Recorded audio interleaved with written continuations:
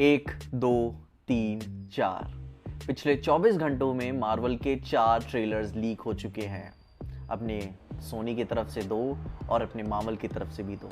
जहां अपने सबसे पहले तो एवेंजर्स डूम्सडे से कैप्टन अमेरिका का ट्रेलर ही लीक हो गया, जिसके अब बेटर क्वालिटी में भी लीक्स देखने को मिल रहे हैं। उसके बाद जो हमें बताया जा रहा था कि जो 4 ट्रेलर्स में से सेकंड ट्रेलर अपने थॉर के बारे में देखने को मिलने वाला है, उसका ऑडियो भी लीक हो चुका है। जहाँ पे उसकी ऑडियो तो काफ़ी मफल्ड है, मगर कॉन्टेक्स्ट पता चल रहा है कि अपना थॉर इस बार एक क्लाउन से हटकर एक गॉडली वॉरियर में ट्रांजिशन हो रहा है और एक बार एक तरीके से बेगिंग कर रहा है कि मुझे बस इतना जिंदा रहने दो कि मैं अपनी बेटी लव को एक बार अच्छे से खुश देख सकूं। जिससे फिर अपनी एक भी यह थ्योरी बन सकती है कि इस वाली कहानी में अपने थॉर भाई शहीद होने वाले हैं, क्योंकि अपने कप्तान साहब तो एवेंजर्स एंड गेम जो कि फ्यूचर वाली कहानी है, वो अपनी टाइमलाइन को आगे पीछे करते हुए उसमें वो जिंदा थे। बट थॉर के सैक्रिफाइस के लिए क्या मैं अभी तक पूरी तरीके से प्रिपेयर होऊंगा? आई डोंट थिंक सो, क्योंकि थॉर अपनी पर्सनल कहानी अच्छे से अभी भी डिजर्व करता है। बाकी फिर उसके अलावा 2 और जो ट्रेलर्स लीक हुए हैं वो है स्पाइडरमैन ब्रांड न्यू डे को लेकर।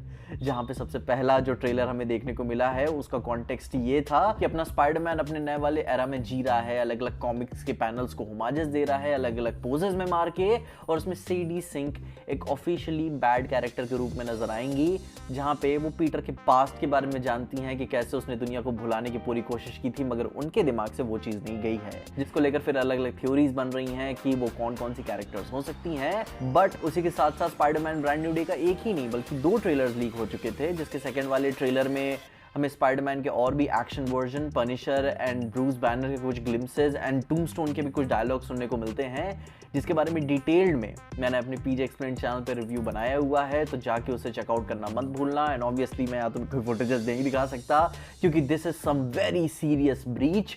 एंड सिर्फ हमें लीक्स के बारे में ही नहीं, आगे भविष्य में इन लीक्स के ऊपर क्या एक्शंस लिए जाएंगे वो भी हमें सुनने को मिलेंगे। क्योंकि पहली बार जब लीक हुआ तो वो मार्केटिंग स्ट्रैटेजी लगती है, मगर एक साथ 4 लीक होना कभी भी किसी के लिए मार्केटिंग स्ट्रैटेजी नहीं थी। क्योंकि मार्वल चाहता था कि एवेंजर्स डूम्सडे की जो भी प्रमोशनल मटेरियल्स थे वो 19 दिसंबर को अवतार के साथ रिलीज कर सके एक एक करके। एंड सोनी चाहता था कि वो 25 दिसंबर को एनाकोंडा मूवी के साथ अपना स्पाइडरमैन ब्रांड न्यू डे को प्रमोट करना शुरू कर सके, क्योंकि एवेंजर्स डूम्सडे से 6 महीने पहले स्पाइडरमैन आ रही है, तो उसे प्रमोट करना बनता ही है। अब वहां पर ये बुरा लग रहा है इनके लिए, क्योंकि इनका सारा मार्केटिंग फंबल हो गया। एंड मे बी जो हमें थिएटर्स में अब फुटेजेस देखने को मिलेंगी वो थोड़ी सी हल्की री एडिटेड हो सकती हैं।